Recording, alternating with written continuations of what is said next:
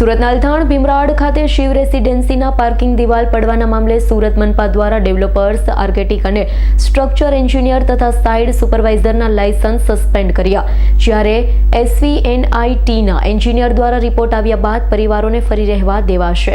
સુરતના અલથાણ ભીમરાડ ખાતે આવેલી શિવ રેસિડેન્સીની પાર્કિંગ દિવાલ પડવા મામલો વિવાન ડેવલપર્સનો રાજલક્ષ્મી પ્રોજેક્ટના ખોદકામના કારણે ઘટના બની હોય છે। મામલે સુરત મહાનગરપાલિકાના આસિસ્ટન્ટ કમિશનર મનીષ ડોક્ટરે ખુલાસો કર્યો છે। જણાવ્યું હતું કે શિવ રેસિડેન્સીની ઘટના ડેવલપર્સની બેદરકારીના કારણે બની છે, જેથી ડેવલપર્સ, આર્કિટેક્ટ, સ્ટ્રક્ચર એન્જિનિયર અને સાઇટ સુપરવાઇઝરના લાયસન્સ રદ કર્યા છે।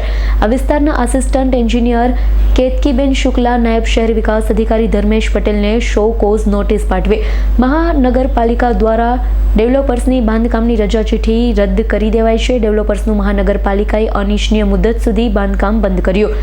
માટી ઘસી પડતા શિવ રેસિડેન્સીના 4 બિલ્ડિંગના 195 ફ્લેટના પરિવારને સલામતીના ભાગરૂપે સ્થળાંતર કર્યા છે અને SVNITના એન્જિનિયર દ્વારા રિપોર્ટ આવ્યા બાદ પરિવારને ફરી રહેવા દેવામાં આવશે। આવનાર એક દિવસમાં તમામ પરિવારોને ફરી પોતાના આવાસમાં રહેવા આવી જાય તે પ્રકારના પ્રયાસો ચાલી રહ્યા છે। મહાનગરપાલિકા દ્વારા ડેવલપર્સ પાસે રાત દિવસ માટી પુરાણ સાથે કામ કરાવ્યું। ડેવલપર્સના તમામ માણસો, તેમની બધી જ મશીનરી રાત દિવસ કામગીરીમાં જોડી દેવાય છે।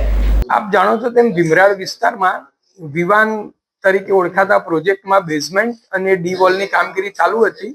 દરમિયાનમાં રાત્રે અમને સમાચાર મળ્યા હતા કે તેમાં ડી વોલ કોલેપ્સ થઈ છે। તરત જ શહેર વિકાસ ખાતું અને સાઉથ વેસ્ટ ઝોનનો સ્ટાફ સ્થળ પર પહોંચી ગયો હતો। સ્થળ પર ડી વોલ અને એને લાગુ જે શિવ રેસિડેન્સી છે એની કમ્પાઉન્ડ વોલ અને પાર્કિંગ શેડ પણ એની સાથે ધસી પડ્યા હતા। સલામતીના પગલા તુરત જ સ્થળ પર ચાલુ કરી દેવામાં આવેલા હતા। સ્થળ પર ડેવલપર, સ્ટ્રક્ચરલ એન્જિનિયર, આર્કિટેક્ટ બધા જ હાજર હતા। તરત જ માટી પુરાણની એમની જે સ્ટ્રક્ચરલ એન્જિનિયરની સલાહ સૂચનો મુજબ ચાલુ કરવામાં આવેલું, જે આજે દિન સુધી અવિરત ચાલુ છે। લગભગ અત્યાર સુધીમાં 1400 ટ્રક જેટલું માટી પુરાણ કરેલું છે। એ ખૂબ એન્જિનિયરિંગ આસ્પેક્ટ છે એ પ્રમાણે સ્ટ્રક્ચરલ એન્જિનિયરની સલાહ પ્રમાણે જ માટી પુરાણ થઈ રહ્યું છે। અત્યારે જે સ્લોપમાં કરવું જોઈએ, જે સ્ટેપ્સ વાઇઝ કરવું જોઈએ, એની અંદર લાઇમના લેયર કરવાના છે અને છેલ્લે PCC નું લેયર થશે, એ બધું જ એમના માર્ગદર્શન હેઠળ અત્યારે અવિરતપણે ચાલી રહ્યું છે। Bureau report S9 news Surat. અમારી તમામ માહિતીથી અપડેટ રહેવા માટે જોડાયેલા રહો S9 ન્યૂઝ સાથે।